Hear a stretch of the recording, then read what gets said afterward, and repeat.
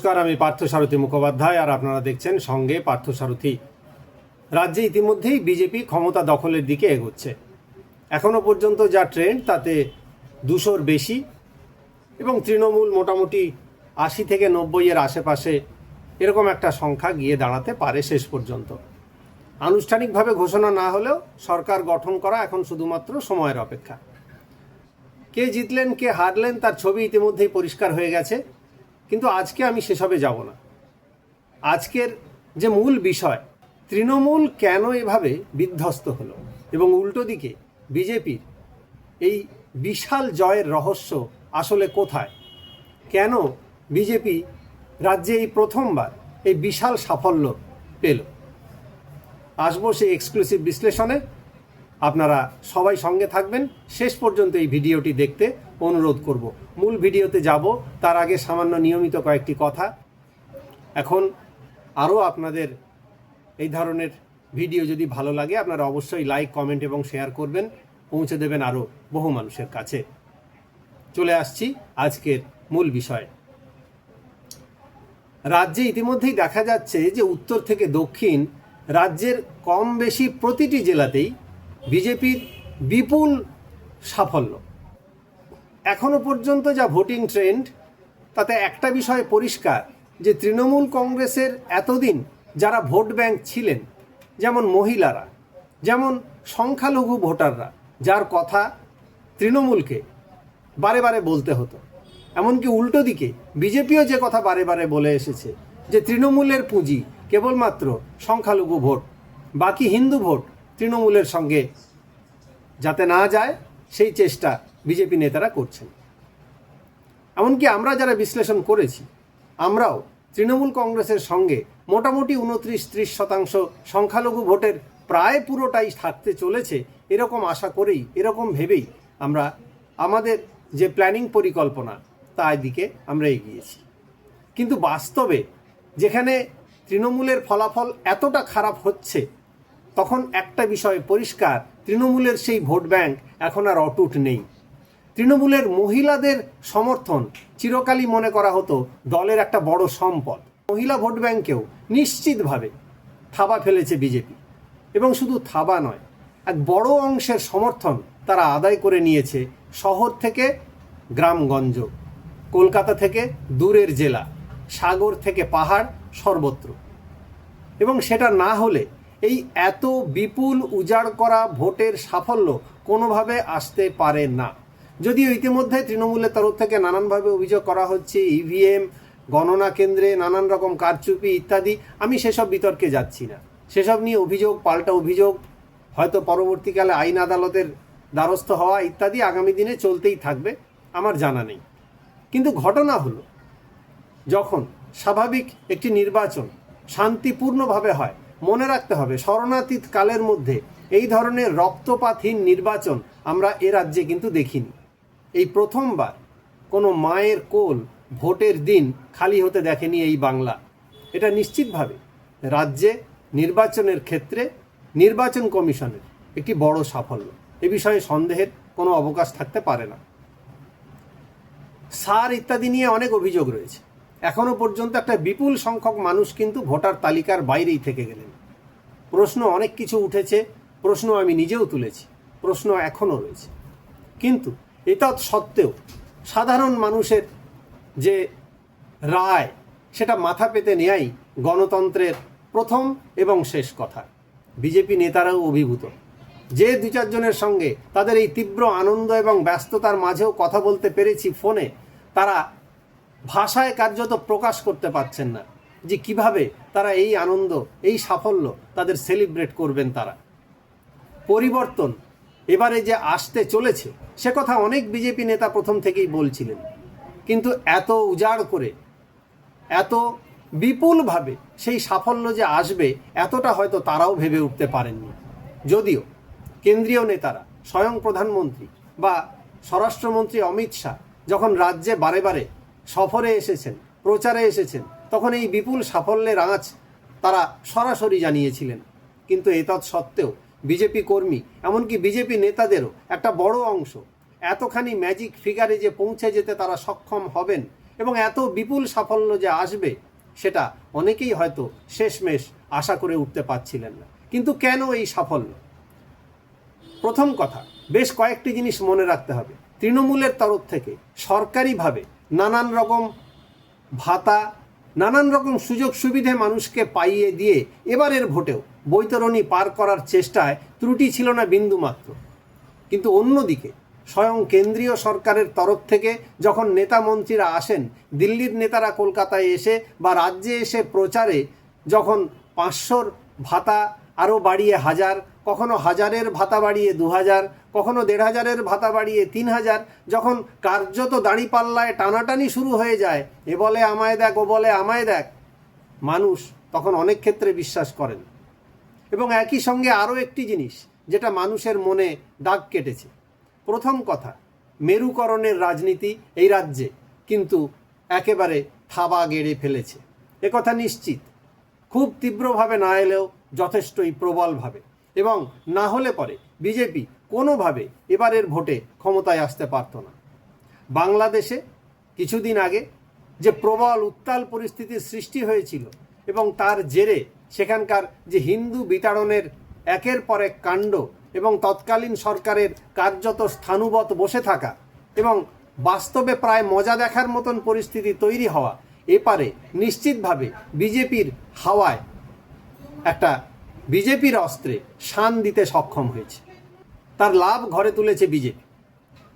অন্যদিকে নিশ্চিতভাবে তৃণমূলের যে বড় ভোট ব্যাংক, সেই সংখ্যালঘুদের মধ্যেও কিন্তু একটা ছোট বিভাজন হয়েছে নিশ্চিতভাবে।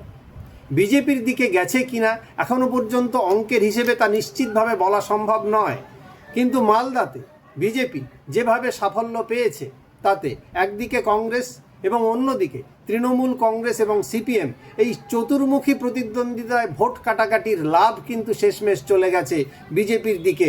এখনো পর্যন্ত প্রাথমিকভাবে মনে হচ্ছে সেটাই, যেটা ভাবা হয়েছিল যে সিপিএম বেশি ভোট কাটবে বিজেপির থেকে, তৃণমূলের থেকে ভোট সিপিএমের খাতায় কম যাবে তুলনায় আশা করা হয়েছিল এটাই।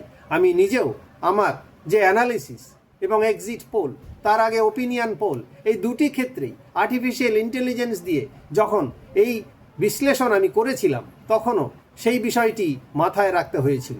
কিন্তু এক্ষেত্রে সেই গ্রাউন্ড রিপোর্ট বা বিশ্লেষণ সম্পূর্ণ ভুল প্রমাণিত হয়েছে। নিশ্চয়ই এরকম হয়ে থাকে, কিন্তু সেই ভোট ব্যাংকে যেটা বলছিলাম থাবা ফেলেছে কিন্তু ইতিমধ্যেই হুমায়ুন কবিরের মতন দল। হুমায়ুন কবির নিজে জিতেছেন, বিপুলভাবে জিতেছেন, তার খাস এলাকা থেকে তিনি বিপুলভাবে জিতেছেন দুটি কেন্দ্রে। স্বাভাবিকভাবেই প্রশ্ন উঠে গেছে যে হুমায়ুন কবিরের সেই বিপজ্জনক ভিডিও প্রকাশিত হয়ে পড়ার পরও মুসলিমরা কিন্তু একাংশ তার প্রতি আস্থা রেখেছেন। মুসলিমদের সবাই কি তৃণমূলকে ভোট দিয়েছেন, নাকি তারাও শেষমেশ কিছু বিজেপির দিকে গেছেন বলা মুশকিল এখনো, কিন্তু এমনটা অনুমান করা যাচ্ছে যে মুসলিমদের সবাই হয়তো শেষমেশ মমতা বন্দ্যোপাধ্যায়ের হাত ধরেননি, বরং তারা আস্থা রেখেছেন ডবল ইঞ্জিন সরকারের দিকে।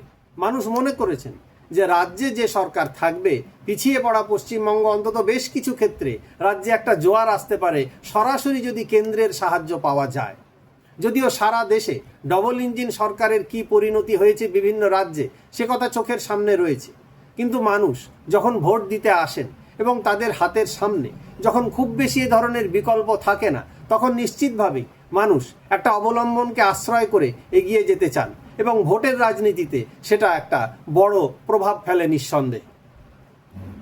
তাই গত 5 বছরে এ রাজ্যে খুব বড় ধরনের কোনো পুলিশি সংঘর্ষে নিহত হওয়ার ঘটনা, বড় ধরনের কোনো আইন শৃঙ্খলাজনিত সমস্যা, একমাত্র অভয়াকাণ্ড বাদ দিলে সেরকম ঘটনা এ রাজ্যে দেখা যায়নি। তা সত্ত্বেও রায় কিন্তু তৃণমূলের বিরুদ্ধেই গেছে। নিশ্চিতভাবে তৃণমূলের নিচুতলা থেকে উঁচুতলা পর্যন্ত একটা বড় অংশের মধ্যে দুর্নীতির প্রভাব তাদেরকে কোনোভাবে নিষ্কলুষ রাখতে পারেনি। একদিকে চাকরির ক্ষেত্র এবং অন্যদিকে খোদ শিক্ষামন্ত্রীর বাড়ি থেকে, তার বাড়ির কাছাকাছি থেকে বা তার বান্ধবীর বাড়ি থেকে যখন বিপুল পরিমাণ টাকা উদ্ধার হয়, তখন খুব স্বাভাবিকভাবেই মানুষের আস্থা সেই দলের প্রতি নড়ে যেতে বাধ্য। তার ফল সেই জন্য পাওয়া গেছে। মমতা বন্দ্যোপাধ্যায়ের যে ম্যাজিক ছিল সেই ম্যাজিক কি এখন অব্যাহত? ভোটের ফলাফল তা বলে না।